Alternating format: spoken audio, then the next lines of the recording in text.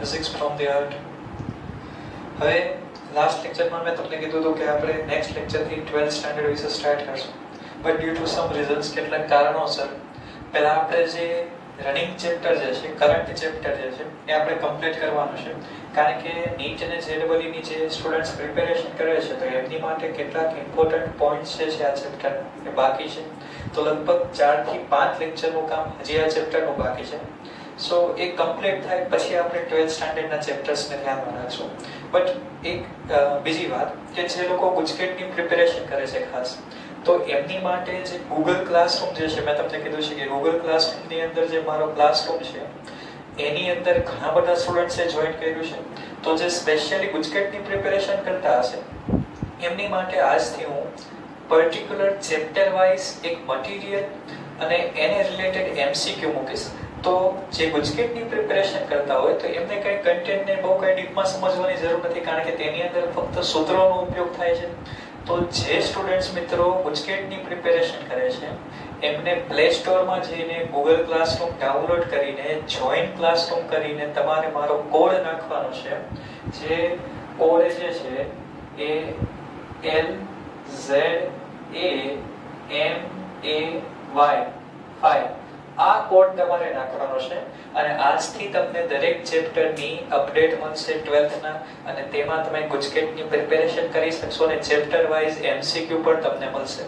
તો ખાસ જે સ્ટુડન્ટ્સ ગુજકેટની સ્પેશિયલ પ્રિપેરેશન કરતા હોય તો એમની માટે ગૂગલ ક્લાસરૂમ એક બેસ્ટ સોર્સ છે કે જેની અંદર તમને ચેપ્ટર વાઇઝ કન્ટેન્ટ પણ મળશે અને એના એમસીક્યુ પણ મળશે. સો આ વાત ખાસ ધ્યાનમાં રાખજો. હવે જે આપણું ચેપ્ટર જે છે નીટ અને જેડબલઈ માટે એ આપણે કન્ટિન્યુ કરી. હવે તમે જોયું કે ચેપ્ટર જે છે Newton's law of motion and friction. તો આપણે ફ્રિક્શન એટલે કે ઘર્ષણના ટોપિક બાકી રાખ્યા છે.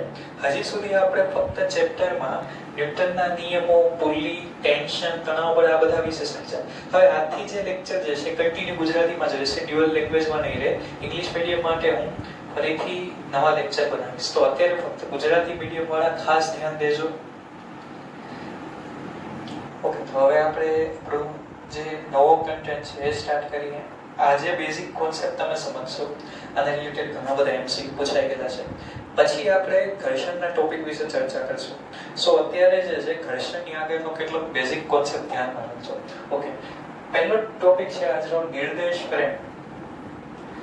નિર્દેશ ફ્રેમ વિશે જો આપણે સમજીએ તો નિર્દેશ ફ્રેમનો મતલબ શું? તો નિર્દેશ ફ્રેમ એટલે કે જે જગ્યા અથવા તો જે સ્થાનને તમે રેફરન્સ રાખીને પદાર્થની ગતિનું નિર્દેશન કરો છો અથવા તો પદાર્થની ગતિનું અવલોકન કરો છો, તો એ જે પોઝિશન જે છે, એ જે સ્થાન જે છે એને તમે નિર્દેશ ફ્રેમ કહી શકો. એટલે ટૂંકમાં તમે એમ કહી શકો કે પદાર્થની ગતિને અવલોકન કરવાનું સ્થાન એવું તમે કહી શકો. હવે તેના પાછા બે પ્રકાર છે. એક છે ઝડપીય નિર્દેશ ફ્રેમ, બીજું છે અઝડપીય નિર્દેશ ફ્રેમ. હવે ઝડપીય નિર્દેશ ફ્રેમનો મતલબ શું થાય? તો જે ફ્રેમમાં તમે ન્યૂટનનો જડત્વનો નિયમ લાગુ પાડી શકો. તો જડત્વનો, જેમાં આપણે જડત્વનો નિયમ લાગુ પાડી શકીએ. અથવા તો તમે એમ કહી શકો કે જે ફ્રેમ જે છે એ સ્થિર હોય અથવા તો અચળ વેગી ગતિ, કોઈ નિર્દેશ ફ્રેમની સાથે અચળ વેગી ગતિ કરતી હોય તો તમે એમ કહી શકો કે જ્યારે કોઈ નિર્દેશ ફ્રેમ સ્થિર નિર્દેશ ફ્રેમની સાથે અચળ વેગી ગતિ કરે છે અથવા તો સ્થિર છે, સ્થિર અથવા તો અચળ વેગી ગતિ. અચળ વેગી ગતિ એટલે પ્રવેગામાં 0 થશે. તો એ કિસ્સામાં જે નિર્દેશ ફ્રેમ છે તેને ઝડપીય નિર્દેશ ફ્રેમ કહેવાય. અથવા તો અઝડપીય નિર્દેશ ફ્રેમ એટલે શું? તો જેમાં જડત્વનો નિયમ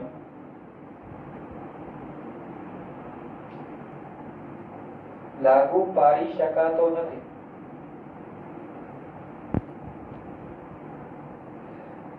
હવે જે નિર્દેશ ફ્રેમ કોઈ સ્થાનની સાથે સ્થિર નથી રહેતી, પ્રવેગી ગતિ કરે છે, તો એ કિસ્સામાં તમે એમ કહી શકો કે તે નિર્દેશ ફ્રેમ જે છે એ અઝડપીય નિર્દેશ ફ્રેમ છે. ઓકે, આ તો બેઝિક કોન્સેપ્ટ જે તમને સરળતાથી સમજાય. હવે આપણે એક બળની ચર્ચા કરીએ, આભાસી બળ. હવે તમે ધ્યાન દો કે લગભગ જ્યારે બસની અંદર આપણે મુસાફરી કરતા હોય તે કિસ્સામાં જ્યારે બ્રેક લાગે છે તો બધા જે મુસાફર જે છે એ કંઈક આગળ તરફ ધકેલાય છે. તો એવું શું કામ થાય છે? તો એનું રીઝન છે કે તમે એમ કહી શકો કે એક ઇમેજિનરી ફોર્સ, એનો મતલબ કે કંઈક આભાસી બળ લાગે છે. તો આભાસી બળ કઈ દિશામાં લાગે? તો યાદ રાખો કે તે હંમેશા એપ્લાઇડ ફોર્સની ઓપોઝિટ ડિરેક્શનમાં, એટલે કે લગાયેલા બળની વિરુદ્ધ દિશામાં. તો બસ જે છે ધારો કે એ પ્રવેગથી, હવે જો એક વસ્તુ આમાં સમજો કે બળ લાગે છે તેનો મતલબ કે પ્રવેગ છે. હવે તમને એ પ્રશ્ન થાય કે ઝડપીય કે અઝડપીય? તો ઝડપીયમાં તો સ્થિર હોય છે, તો તેમાં તો કોઈ પ્રવેગ હોતો નથી, અથવા તો અચળ વેગી હોય છે. એનો મતલબ કે આભાસી બળનો જે પર્ટિક્યુલર કેસ એ અઝડપીય નિર્દેશ ફ્રેમને લાગુ પડે છે.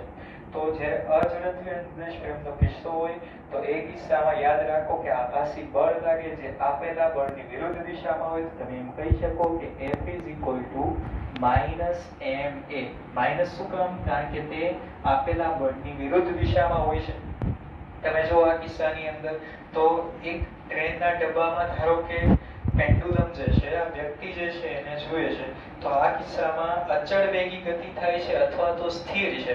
તો એ કિસ્સામાં પેન્ડુલમ પણ સ્થિર છે, તો વ્યક્તિની સાપેક્ષે પેન્ડુલમ સ્થિર છે. તો એ કિસ્સામાં ઝડપીય નિર્દેશ ફ્રેમ A = 0. બીજા કિસ્સામાં તમે જુઓ તો A જેટલા પ્રવેગથી ગતિ થાય છે, તો A જેટલા પ્રવેગથી ગતિ થાય છે એના કારણે થઈને પેન્ડુલમ જે છે એ ગતિ કરે છે તેની ઇક્વિલિબ્રિયમ પોઝિશન, એટલે કે સંતુલન સ્થિતિ સાથે થીટા ખૂણો બનાવે છે. તો આ કિસ્સામાં પ્રવેગ 0 નથી, તો એ કિસ્સામાં આભાસી બળ લાગે છે F -ma. તો એ વસ્તુ યાદ રાખજો. હવે આની રિલેટેડ કેટલાક સ્પેશિયલ કેસ જેને મેં પ્રશ્નોમાં કન્વર્ટ કર્યા છે, કારણ કે ઘણા બધા MCQ ની અંદર આ પૂછાય છે. તો કેસ 1 કે આકૃતિ, આ જે આકૃતિ છે એને રિલેટેડ જ વાત છે. આકૃતિમાં દર્શાવ્યા મુજબ ટ્રેનની છત સાથે લટકાવેલા એક પેન્ડુલમ A જેટલા પ્રવેગથી સ્થાનાંતરિત થાય છે. તો સંતુલન સ્થિતિમાં થીટા શોધો, દોરીમાં લાગતું તણાવ બળ પણ શોધો. હવે આખી વસ્તુ સમજો કે આકૃતિની અંદર જે આપણે દર્શાવ્યું છે એ જ કિસ્સો છે કે A જેટલા પ્રવેગથી આગળ તરફ ગતિ કરે છે ટ્રેન. તો છતની સાથે આ જે પેન્ડુલમ લટકાવેલું છે એ દોલન કરે છે, અહીંયા પહોંચે છે, પછી તેનો વેગ 0 થાય છે, ફરીથી તે રિટર્ન થાય છે. એનો મતલબ કે આ તેની સંતુલન સ્થિતિ તમે કહી શકો કે જ્યાં એના પર લાગતો કુલ બળ 0 થશે. હવે સિમ્પલ વસ્તુ છે કે દોરીમાં તણાવ બળ લાગતું હશે. આપણે ફ્રી બોડી ડાયાગ્રામ ડ્રો કરીએ તો દોરી જે કંઈક આ રીતે છે, તો આપણે કહી શકીએ કે આ ડિરેક્શનમાં તણાવ બળ લાગે છે, આ ખૂણો થીટા છે, તો આ ખૂણો પણ થીટા થશે. ઓકે, હવે ડાઉનવર્ડ જે લાગે છે એ mg અને આ ડિરેક્શનમાં લાગે છે એ ma.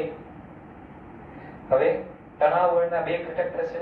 અહીંયા ખૂણો થીટા બને છે, તો આ જે કોમ્પોનન્ટ બનશે પાસેનો ખૂણો t cos થીટા, અને સાથે સાથે આ ખૂણો જે બનશે એ બનશે t sin થીટા. તો આ તો થઈ ગયું આ કિસ્સા માટે FBD, ફ્રી બોડી ડાયાગ્રામ. હવે ધ્યાન દો, તમને ગોતવાનું શું કીધું છે? તો થીટા તમને ગોતવાનું કીધું છે, અને સાથે સાથે દોરીમાં લાગતો તણાવ બળ તમને ગોતવાનું કીધું છે.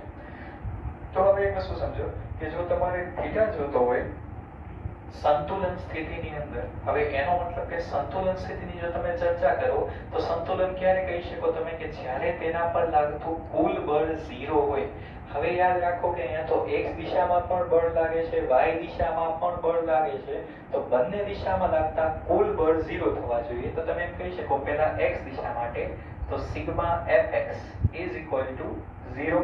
તો x દિશામાં કયું બળ લાગે છે? t sin થીટા, અને સામે લાગે છે ma. તો t sin θ minus ma = 0. તેથી t sin θ = ma. સમીકરણ નંબર 1. y દિશામાં લઈએ સિગ્મા fy = 0. તો y દિશામાં ઉપર લાગે છે t cos θ, નીચે લાગે છે mg.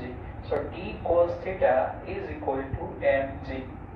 ઇક્વેશન નંબર 2 તમારે થીટા જોઈશે તો ગુણોત્તર લ્યો સમીકરણ 1 ભાગ્યા સમીકરણ 2 તો સમીકરણ 1 ભાગ્યા સમીકરણ 2 કરીએ તો t કેન્સલ થશે એટલે t sin theta is equal to ma divided by t cos theta is equal to mg.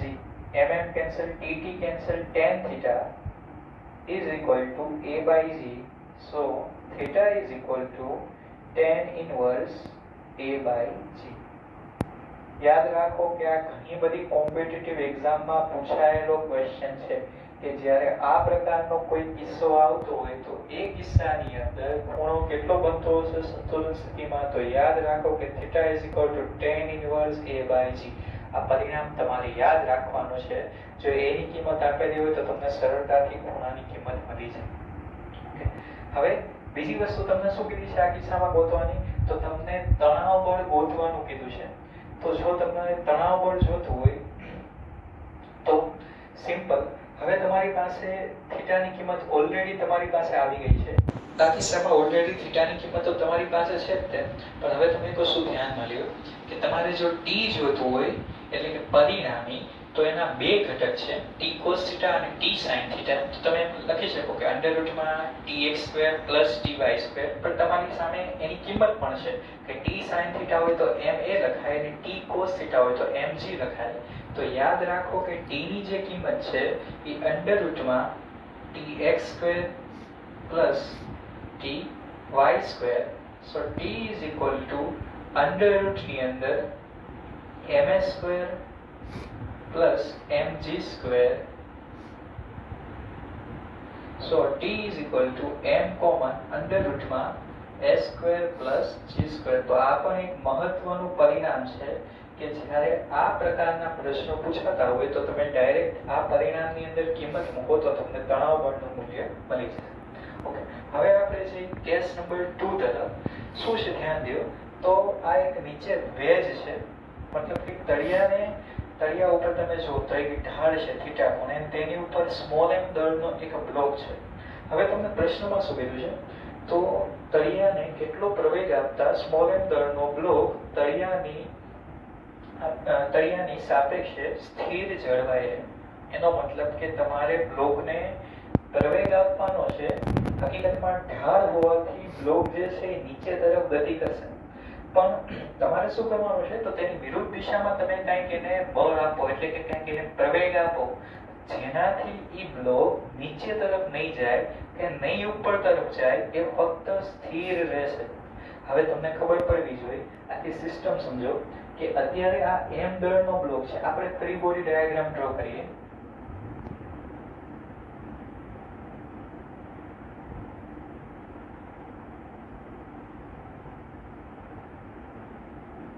હવે આ m દળનો બ્લોક છે તો એક વસ્તુ મગજમાં ફિટ કરો કે હંમેશા ડાઉનવર્ડ ફોર્સ mg લાગે છે અને બીજું કે જે પદાર્થની સપાટી હોય તેને લંબ બળ n લાગે છે. આ બે બળ હંમેશા ફિક્સ હોય છે. હવે ઘણા બધા પ્રશ્નની અંદર તમારે આ રીતે ડાયાગ્રામ બનાવવાના થશે તો યાદ રાખો કે ડાયાગ્રામ કઈ રીતે બને છે. હવે ધ્યાન દો કે આ જે mg છે ડાઉનવર્ડ લાગે છે તો m ની બરાબર સામે કોઈ બળ લાગતું હશે આ ખૂણો થીટા. હવે mg ના બે ઘટક થશે કારણ કે થીટા ખૂણો બને છે તો આ ઘટક થશે પાસેનો ઘટક એટલે કે mg cos θ અને બીજી વસ્તુ કે ગતિની દિશામાં થશે mg sin θ. તો આટલી વસ્તુ મિત્રો તમને ખબર પડતી હોવી જોઈએ. ઓકે, હવે તમારે એની વિરુદ્ધ દિશામાં બળ લગાડવાનું છે કે જેનાથી બ્લોક સ્થિર થઈ જાય નીચે તરફ ગતિ ન કરે. તો યાદ રાખો કે એની વિરુદ્ધ દિશામાં તમારે બળ લગાડવાનું છે તો હું એમ કહી શકું કે આ દિશામાં ma જેટલું બળ લાગે છે. હવે ma જેટલું બળ લાગશે તો એના પાછા બે ઘટક થવાના છે. એક ઘટક એનો થશે ma ના બે ઘટક થશે તો એક ઘટક એનો આવશે અહીંયા ખૂણો બનાવો તો આ ઘટક આવશે એનો ma cos θ અને સાથે સાથે એનો બીજો ઘટક અહીંયા આવશે આ જ ડિરેક્શનમાં ma sin θ. હવે તમે એક વસ્તુ સમજો કે બ્લોક જે છે એ સ્થિર રહેવો જોઈએ. તો તમે એમ કહી શકો કે સ્થિર અવસ્થામાં સિગ્મા એફ 0 થવું જોઈએ, એટલે કે કુલ બળ 0 થવું જોઈએ. હવે તમે જો સામ સામે આ બંને બળ લાગે છે, આ બંને બળનું મૂલ્ય સરખું થાય તો બ્લોક સ્થિર રહેશે. તો તમે એવું કહી શકો કે ma cos theta is equal to mg sin theta. આ કિસ્સાની અંદર બ્લોક સ્થિર રહેશે. તમારે પ્રવેગ જોઈશે, બંને સાઈડથી m થશે cancel. So a is equal to g sin theta અને cos theta જશે એના છેદમાં cos theta. so a is equal to g tan theta. તો જ્યારે સંતુલનની વાત આવે તો યાદ રાખો કે એ કિસ્સામાં પ્રવેગ કેટલો થશે, તો એ કિસ્સામાં જે પ્રવેગ જે છે એ g tan theta જેટલો થશે. ઓલરેડી આપણે એ જ રિઝલ્ટની ડિસ્કશન આપણે આગલા ક્વેશ્ચન્સમાં કરી ચૂક્યા છીએ. તમે જુઓ અહીંયા કે આપણે કહ્યું હતું અહીંયા tan theta is equal to a by g સંતુલન સ્થિતિમાં, તો a બરાબર g tan theta. એ જ રિઝલ્ટ તમને અહીંયા મળે છે. તો યાદ રાખો કે આવા કોઈ પણ પ્રકારના કિસ્સામાં જો સંતુલનની સ્થિતિ આવે તો તમારે પ્રવેગ કેટલો લેવાનો છે, તો તમારે પ્રવેગ લેવાનો છે a is equal to g tan theta. Okay, હવે નેક્સ્ટ ક્વેશ્ચનમાં જોઈએ આપણે. તો આકૃતિમાં તંત્ર દર્શાવેલું છે. વેજને કેટલો પ્રવેગ આપતા m દળનો બ્લોક સપાટી પર મુક્ત ગતિ શરૂ કરશે. હવે થોડો ક્વેશ્ચન ટ્વિસ્ટ થયો છે, થોડું ધ્યાન દેજો. આ કિસ્સામાં પ્રશ્ન એનો જ છે, થોડો ટ્વિસ્ટ કરેલો, કે આ કિસ્સાની અંદર તમે પ્રવેગ વિરુદ્ધ દિશામાં આપતા હતા જેથી બ્લોક સ્થિર થઈ જતો હતો. હવે ધ્યાન દો કે સપોઝ કરો કે આ જે સપાટી જે છે ત્યાં મેં એક બ્લોક રાખ્યો છે, અત્યારે તે સ્થિર છે. હવે હું આ સપાટી સાથે ખૂણો બનાવું છું થીટા. હજી બ્લોક સ્થિર છે, પણ એક ખૂણો એવો બનશે કે અહીંયા જે વસ્તુ જે છે એ ગતિ કરવાની સ્ટાર્ટ કરશે.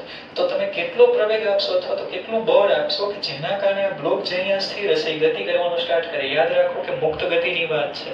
ઓકે, તો હવે તમને પ્રશ્ન ઈઝીલી સમજાય તો આપણે ફરીથી આની જેમ ફ્રી બોડી ડાયાગ્રામ ડ્રો કરી શકીએ.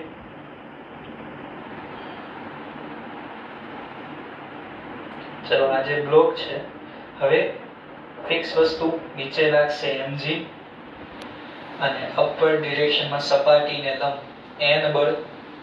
હવે એના બે ઘટક mg ના આ આવશે mg sin theta અને અહીંયા જે આવશે એ આવશે mg cos theta. આટલી વસ્તુ ઓલરેડી ફિક્સ છે. આ ખૂણો બને છે થીટા જેટલો. હવે આમાં બ્લોક જે છે નીચે ગતિ કરે છે તો એને ગતિ કરવા દેવાની છે, એને સ્થિર નથી કરવાનો. એનો મતલબ કે પ્રવેગ પણ આ દિશામાં જ આવશે. તો તમે એમ કહી શકો કે આ કિસ્સાની અંદર પ્રવેગ અહીંયા આવશે ma. હવે શું થશે એક વસ્તુ ધ્યાન દો કે ma આ દિશામાં છે તો એના પાછા બે ઘટક થશે. એક ઘટક આવશે એનો ma sin theta અને બીજો ઘટક આવશે એનો ma cos theta. તો હવે શું કરશું આપણે કે તમારી પાસે ma જો આ દિશામાં લાગતો હોય તો આપણે ખૂણો બનાવીએ સપાટી સાથે. તો હવે ma કંઈક આ રીતે લાગે છે તો એના પણ ઘટક બનશે. ધારો કે આ ખૂણો જે બને છે એ ખૂણો છે થીટા જેટલો. તો ma ના બે ઘટક, આ ખૂણો થીટા છે તો પાસેનો ખૂણો એટલે કે ma cos theta અને આ ડિરેક્શનમાં આવશે આની સાથે જ તે અહીંયા આવશે ma sin theta. હવે એક વસ્તુ સમજો કે x દિશામાં તો ગતિ થાય જ છે, બટ યાદ રાખો કે મુક્ત ગતિ થાય છે. તો જ્યારે મુક્ત ગતિ થતી હોય તો યાદ રાખો કે મુક્ત ગતિ માટે n એટલે કે નોર્મલ ફોર્સ 0 થશે. હવે તમે આ બંનેને સંતુલિત કરો તો ઉપર લાગે છે ma sin theta, નીચે લાગે છે mg cos theta. તો તમે એમ કહી શકો કે આ કિસ્સામાં ma sin theta બરાબર mg cos theta. mm cancel, એને ઓબ્જેક્ટ બનાવો તો a બરાબર g cos theta અને છેદમાં sin theta.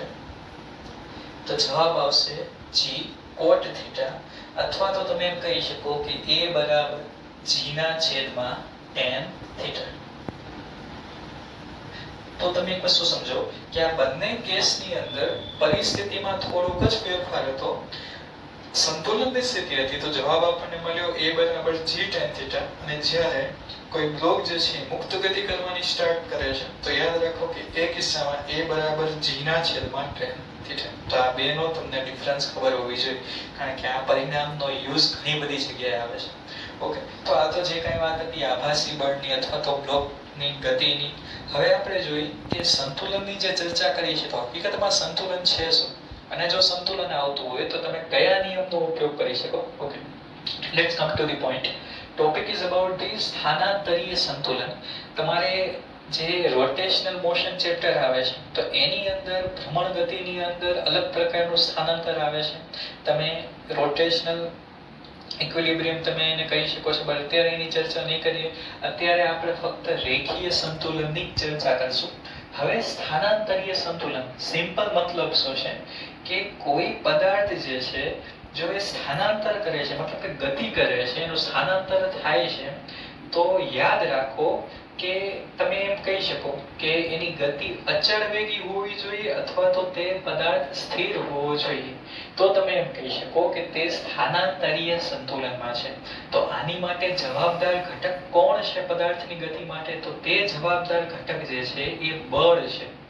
તો જો હું તમને એમ કહું કે પદાર્થ સંતુલન સ્થિતિમાં છે તો તમે એમ કહી શકો કે સિગ્મા F = 0. બળ જે છે પદાર્થ પર લાગતું એ 0 થવું જોઈએ. તો તમે એમ કહી શકો કે પદાર્થ જે છે એ સ્થાનાંતરીય સંતુલનમાં છે. ધારો કે તમારી પાસે આ કોઈ પદાર્થ જે છે એની ઉપર ઘણા બધા બળ લાગે છે. આ લાગે છે F1, લાગે છે F2 or Fn. તો યાદ રાખો કે F net એટલે કે ચોખ્ખું બાહ્ય બળ કેવું થવું જોઈએ? 0. તો આ પરિસ્થિતિને તમે કહી શકો કે તે સ્થાનાંતરીય સંતુલનમાં છે. હવે શું કે ધારો કે n જેટલા બળ, ચલો આપણે કન્સિડર કરીએ કે ધારો કે કોઈ પદાર્થ ઉપર પર્ટિક્યુલર કેટલાક બળ લાગે છે. હવે હું તમને એમ કહું કે કોઈ પદાર્થ જે છે કેટલાક મહત્વના મુદ્દા, ધારો કે પદાર્થ ઉપર એક જ બળ લાગે છે. હવે એક જ બળ જ્યારે લાગતું હોય તો યાદ રાખો કે પદાર્થ જે છે એ સંતુલનમાં નથી. જ્યારે એક જ બળ લાગતું હોય તો તમે એમ કહી શકો કે પદાર્થ સંતુલનમાં નથી. ધારો કે પદાર્થ પર બે બળ લાગે છે તો બંને બળ જે છે સમાન મૂલ્યના અને પરસ્પર વિરુદ્ધ દિશામાં હોવા જોઈએ. ઓકે, ધારો કે પદાર્થ જે છે એના પર 3 બળ લાગે છે તો આ કિસ્સામાં તમે ત્રિકોણના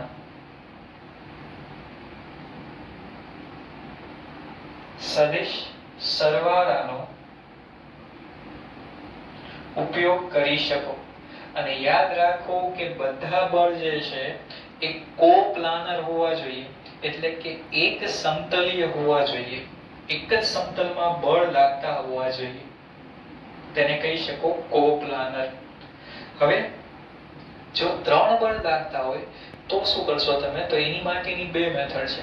એક આવશે ગ્રાફિકલ મેથડ અને બીજી આવશે એનાલિટિકલ મેથડ. ધારો કે એક્ઝામ્પલ તરીકે આપણે લઈએ, ધારો કે આ કોઈ પદાર્થ જે છે તેના પર કેટલાક બળ લાગે છે. આ લાગે છે તેના પર F1 જેટલું બળ,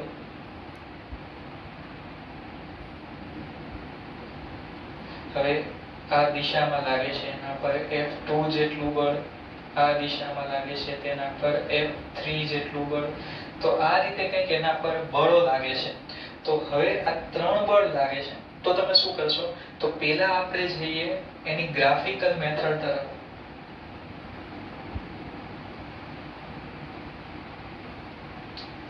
હવે ત્રિકોણના સદિશ સરવાળાના નિયમનો ઉપયોગ કરીએ આપણે. તો જો તમે એક વસ્તુ સમજો કે આ ડિરેક્શનમાં F1 બળ લાગે છે. હવે આ જે બળ છે F2, તો F2 કંઈક આ રીતે લાગે છે, એટલે આ F2. અને F3 તમે જુઓ તો એ આ રીતે લાગે છે. તો F3 તો આ તમે સદિશ સરવાળાના નિયમ પરથી તેને સોલ્યુશન કરી શકો. આ જે ખૂણો બને છે, ચલો આ આપણને બળ મળે છે F3, આ જે છે એ F2.